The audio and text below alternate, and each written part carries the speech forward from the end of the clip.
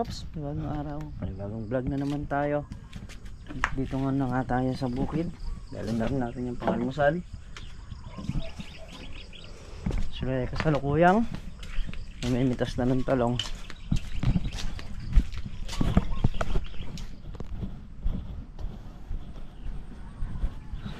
Tayo bibitas na.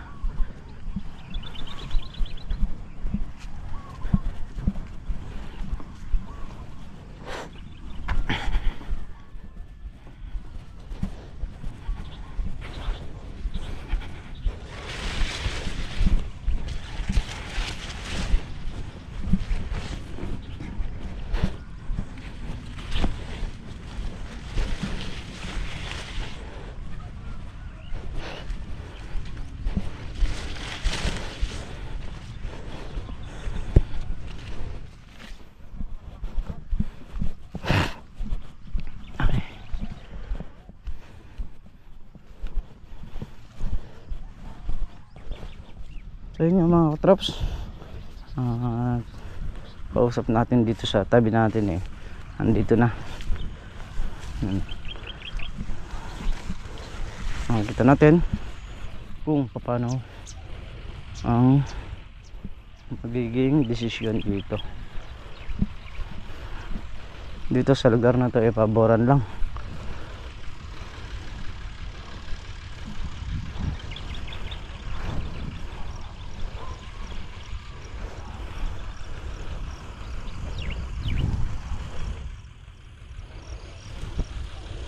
Aray.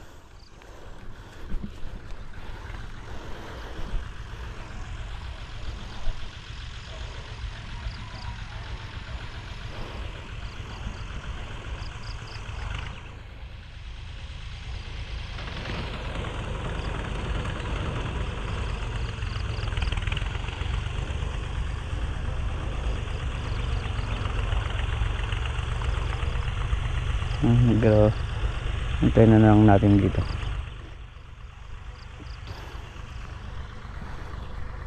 Pre, mag-check din tayo ng mga tansik.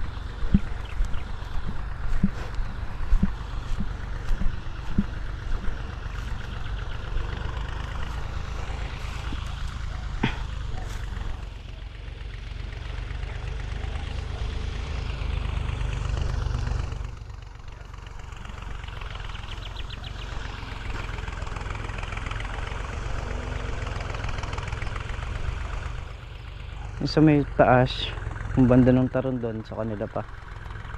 Dito naman sa may baba, yun nga yung nakuha.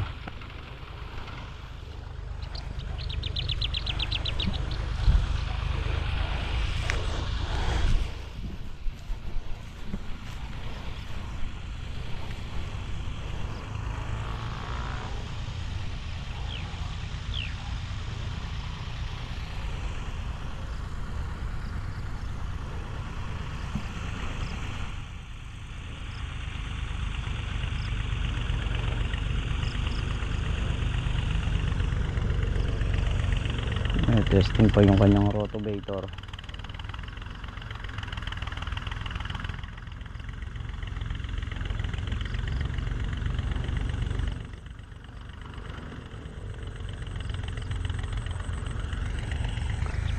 Time ko rito.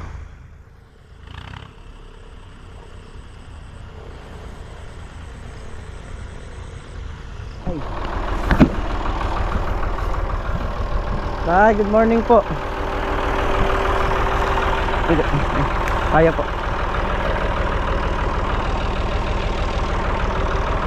Dito po wala namang doon po sa may bandang kuweta na yun. Ayan po yung mga andyan ba yung muhandong?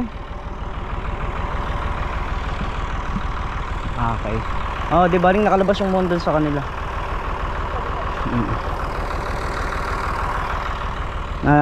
Kagilid. Meron tayong matulis, mahaba dyan daw ang kahoy, saka plastic. Lang dito. Opo. Dito kasi nagbawas na dito noon sila parang Mayo, nagpakuha ng lupa. Ganyan-ganyan ang naging kanya. Tapos sila yung pakuha naman yung kapatid ko rin eh. Kahoy lang. Kahoy lang na lagyan mo ng bandera. O kaya, kahit yung bakal na, eto, yung bakal doon, kunin mo lagyan ng plastic para makita ng tatay yung tapat ng ano. Makikita.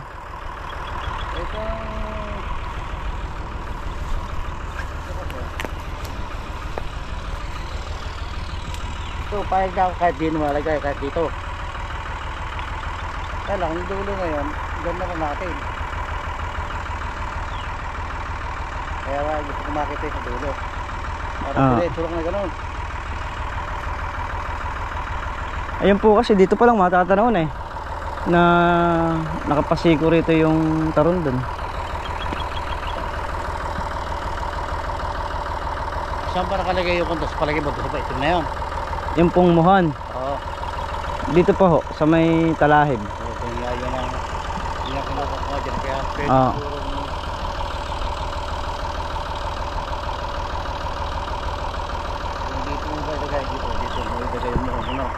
tapos yung isa uwi naman ako di diretso pa. Mahirap naman po. Dito po kasi naglagay ng muhon. Una-una yun lang din ng kasi sigurado naman ala naman basihan niya na gumanyan taka kapte gumanon eh. Ala naman pong basihan na lumikuliko yan. Ang kwan po kasi ang hinahanap lang dyan yung pinaka mga sulok ng lupa. Oo, sulok kaya meron pa kayo nakakuha sa gitna eh. Meron na nga pong isa. Itong dalawa na po na to. Hindi magiging diretso yan kapag sinod mo rin gitna nero eh. Hindi po talaga, bababa nga po. Kaya yan po yung sinasabi ko sa inyo tayo na ano, bababa po yung dalawang doon sa Guiron. Doon po sa gawin na yun. Yung dalawang poste. Nakatulog lang ito. Po, nakakon lang po yan. Kasi ako kung dito yung ating kalagyan yan.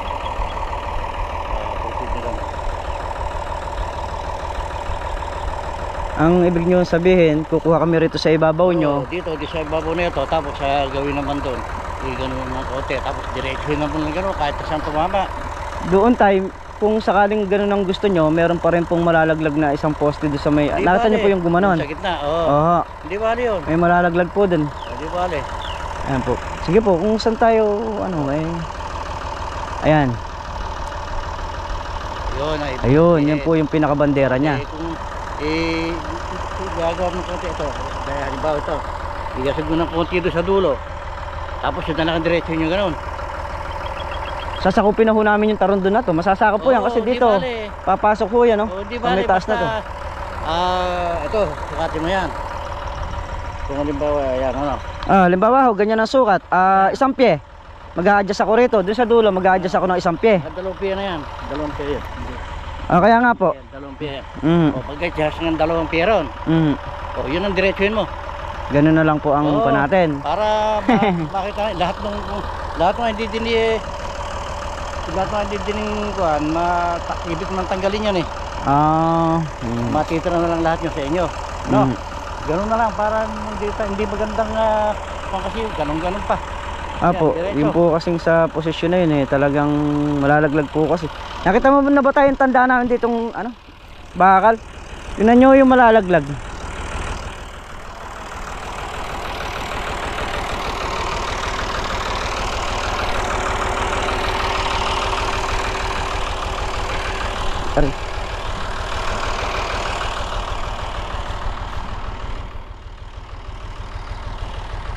So pagka ganun ang nangyari, yung hukay nila na okay lang na hindi nila tinuloy yung hukay kasi mag-a-adjust sila.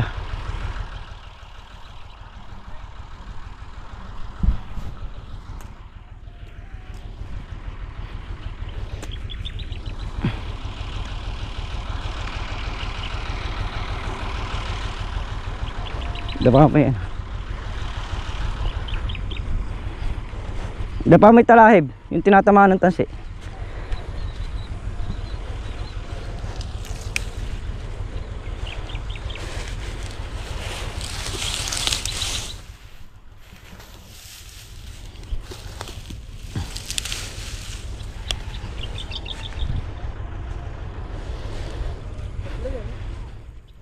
Na? Hindi na 10 poste yun.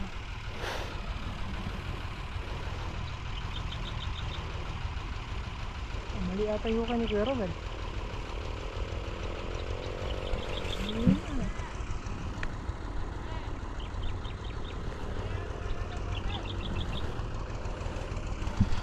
Mali na din yung hukay, malayo.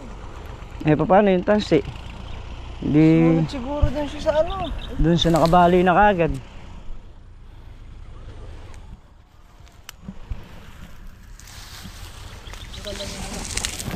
Ha?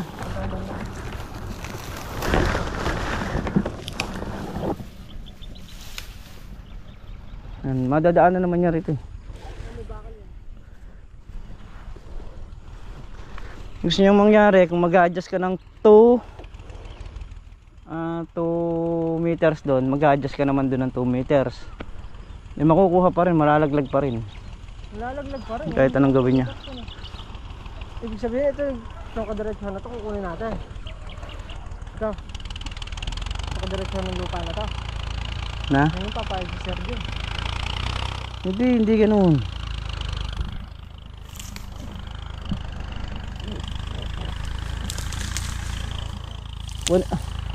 Andiyan ba yung cellphone mo? So yun, tawagan ko rin yung may-ari. Bali, titingnan din ni tatay dito sa sulok. Kasi malabong mangyari yung sinasabi niya. Hindi pwede.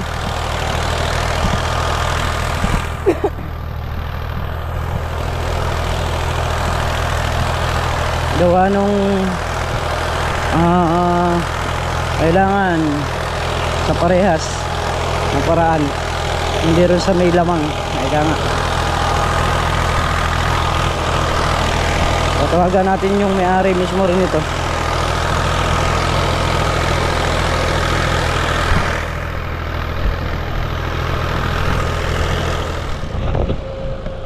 Oh, yun.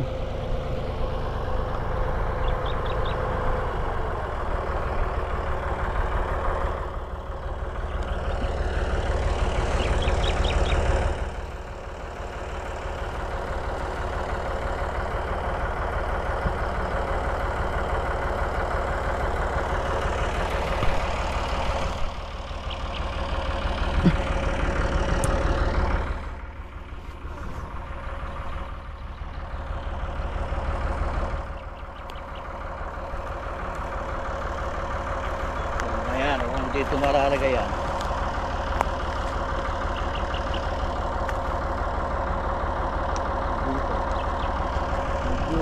Kung dyan po malalagay yan tay, 3 poste po ang mahuhulog.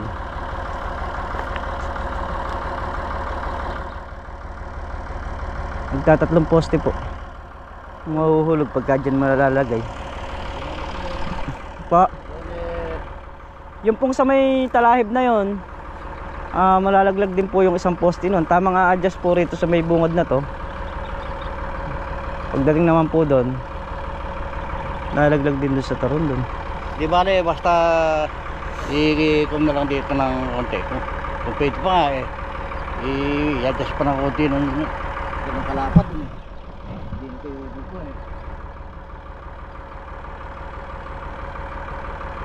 lumitang masyado ito sa gawin na ito. Malapad naman doon. Doon po sa bungad malapad yung enyo. Sa akin daw, kaya gusto ko sana kung kaya mo pang divisionan nito yan, ganyan kalapad. Dito mo lagay yung na yan. Dito. Tapos, hindi po yung mo, hindi na po tayo magbabago niyan. hindi, gano'n na rin niya kasi diretso rin naman. Alam ba ang baba? Hindi babago pala. Kasi yun ay a-adjust naman gano'n. Ito, gagawin naman dito. Yun din ang magiging sukat niyan. Pero kukuha po kami sa may bungad ninyo. Oo. Kukuha naman kayo dito sa may dulo na to. Dito naman. Yan. Ngayon po, ang mangyayari tay, yung pong mga poster sa may bungad na yun, mangangalaglag po sa may pinitakan naman yun. Di bale, gumilid na gano'n sa ano yan, kung saan abot. Maganda na lang tingnan.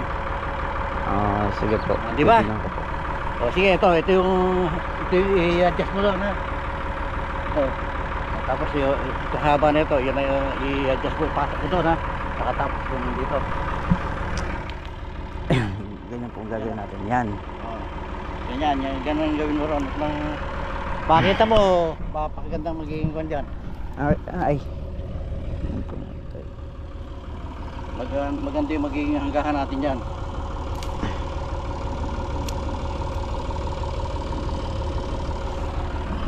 Yan.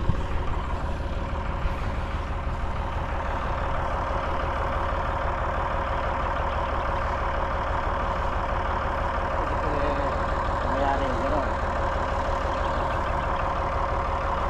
Yung kape. Tatay.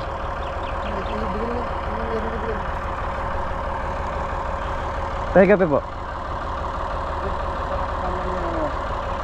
Ito sila. Sige po, konti lang din po yan. Marami pa yan. Marami. Yan po. Kaya ka tinatanong, saan ba yung sino ba nag-surveyor naggawa siya? Dito po sa may San Roque. Sila, taga Cabanatuan din po yung surveyor na nagsukat nito. Pero saan po sila ng bearing kaya yan? Ang bearing, yung pinagmula na yung nakakuha ng points na ito. Hindi ko lang po alam kung saan sila kumuha ng Kasi kailangan na pinaka... makita ko yung kung saan sila kumuha ng bearing. Kasi kukuha din ako ng bearing doon. Kasi po itong mga to, lahat po ng mga katabi namin na to, ng mga nagpasukat na, pati itong sa may baba na to. Nagsusukat sila, sila kumuha ng bearing. Ang bearing na tinatawag, yung mga municipal na... Yung pong pinaka mismong main. Oo, yung Yun po ang... gano'n, yung Oo. yung landmark. Dati na po kasing mayroon ding ano to nung nakuha. Wala na yun. Dati na rin pong may muhon. Kaya nga, bago tapusin nyo yan, ano nga naman tuwan doon para kung bakit natin talaga yung kung saan landmark sila kumuha. Kukuha din ako sino. Kasi hindi pa kapagin yung gawin ito kung alang nga ako. Parang talagang kaya kailangan dyan magkakasarap ang yung bearing sa'yo tinatawag. Yun ang pinaka landmark ng mga lahat ng lupa, di ba? Apo. Doon kukuha lahat. Pag wala ng mga yung mga provincial at yung municipal boundary, ang ano po dyan, nakukaanan yung simbahan. May municipal boundary dito. Ando pa, malayo pa ando sa nadadaan ka pa rito. Bagong sikat po. Diyan pupunta sa San Antonio. Yung may basurahan dati ron. Andun yung landmark ng municipal. So tayo ito, kung halimbawa, sige, hinto nila yung paggawa. Mga kailan naman po kayong magpapasukat? Kasi ito, kung ganun din gusto nung mayari, ako bilang maintenance nito, gusto ko sana mapaboran kayo. Kayong dalawa. Ala akong gusto ko yung ano lang. Kasi sinasabi ko, Oo. wala namang regabyado sa amin pareho. Kaya lang, yan naman, harapan na naman yung nagpasukat siya ng ganyan, hindi natin gayang panin yung gusto niya. Na gusto niya, yun nandun ba sa ako, kaya nga lang. Kukunin ko lang kung saan galing yung sila kumuha ng bearing, yung engineer. At kasi doon din ako kukuha ng bearing. Para pareho na nakalagay sa ano. pinagmulan ng kanila, saka ito, doon din matatayas ko. Wala dyan daw may sabihin. Ngayon naman kung kaya mo siyang kumpisin, pero napakaganda naman yung sinasabi ko sa kanila kanyang mundo na yan. Ano ba naman itong kapraso na ito? Basta naman hindi naman makakalaki sa akin yan. Alam mong hindi naman lalaki dahil dito man yung akin doon, parehas lang yan. Saka yung sukat, hindi rin dilikan, hindi lalaki kasi badjas dito ng papasok, badjas naman doon papalabas. Yun din, haba rin naman, ganyan din ang haba niya.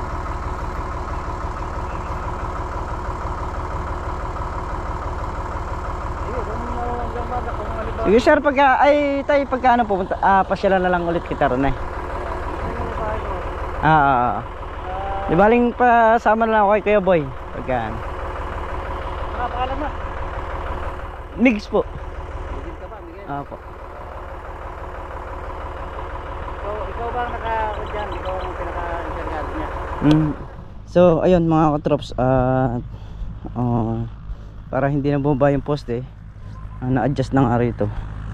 Oo, kausapin natin itong matanda para alam din niya na ganun yung gagawin natin dun sa pamamagitan ng pagbabakod. At kasi pwede ngang mapigil yung pagbabakod pagka hindi sila nagkasundo sa ganun. So okay naman kay Sergio na siya na lang mag-a-adjust dito, at para hindi malaglag yung mga poste sa baba. Pero sa ganun pa man, yung mga nalaglag na yun, doon naman tayo magtatanim o tataniman naman ng mahogany.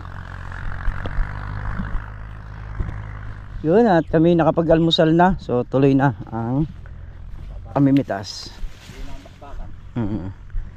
Bakbakan dahil marami pa kaming babakbakin. Hindi naman natin maibebenta yung bulaklak. Dito sa kapitaka nagbababag yung dahon. Oo. Dito nagbababag yung bulaklak. Dami pa pala. Hindi pa tayo nakakalahati. 1/4 pa lang yata tayo Oo. Nasaan ba yung sa akin din Meron malamang din ko Yun yung sako ko. Okay, parang gaba. Na? Kita ako di pano ng gas. Andiyan na si Dodong, alam ko.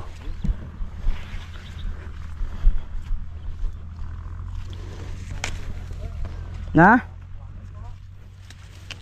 Nene mo hikit. Nene ang kakiting balasenas.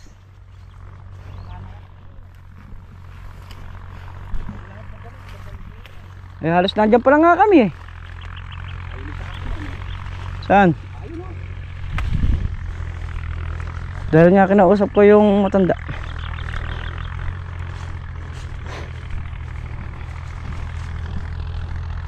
Na?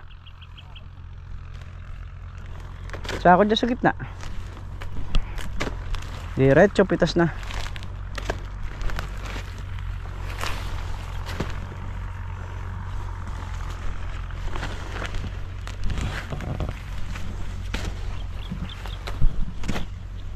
Ano title mamaya?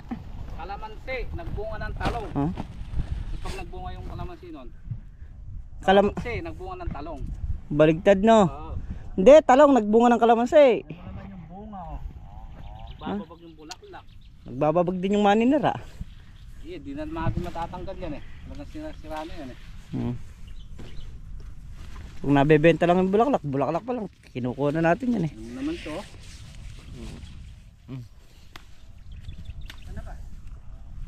Kalakalahati lang ba? Diniretso mo na ba isa? Hindi, hanggang dito pa lang din. Tinandaan ko dun Yung may talong. Talong. May talong. Akala ko diretsuhan yun. Sabi nyo kalahati. Hindi kayo marunong kausap. Sabi nyo kalahati ngayon. Mag-iinit muna ako ng tubig. Yung mga katraps Akala ko may nakasabit. Hindi mo nagkakabat. Ang pala iba yung malinis yung ilalim. Iba yung malinis yung ilalim. Yung halos wala siyang talbos.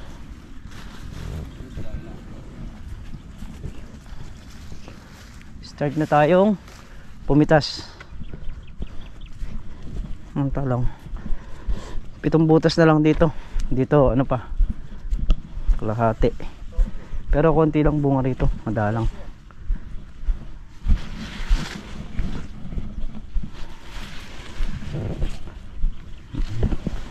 Ito na kami.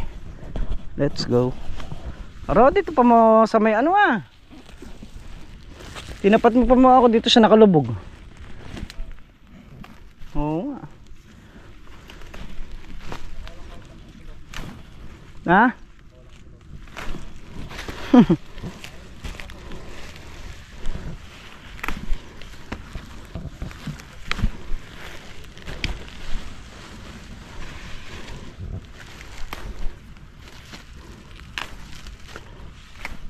Ganda na nung kalamansi pare-parehas na ganyan yun talagang masisiyahan ka na.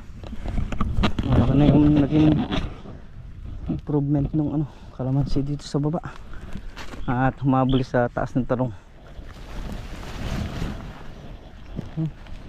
Finish the game na. Kanino chineros ba Ayan, off ko na. Oh.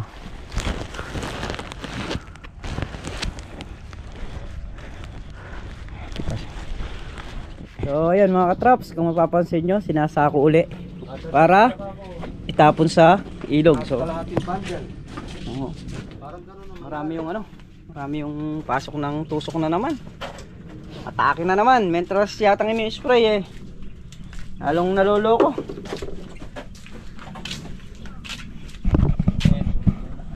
Na? Ngayon, wag na natin spray ng gamot, puro tubig lang, no? Tubig pataba ng ano niya. Tubig pataba. Subukan natin. Try natin sa tubig pataba. Spray natin yan, mantika. Para maluto sila. Natatakot yun. Tapos kawali. Balibagin natin sa gitna. Kasi kung nakadelikado na. So, dahil sa dami ng sira, konti lang yung nakuhang good. Nalulusaw. Mga nalulusaw. Kaya, hindi naman po pwede nang isama yan. Ayan, yung mga butas, dalawa pa. 3, 4.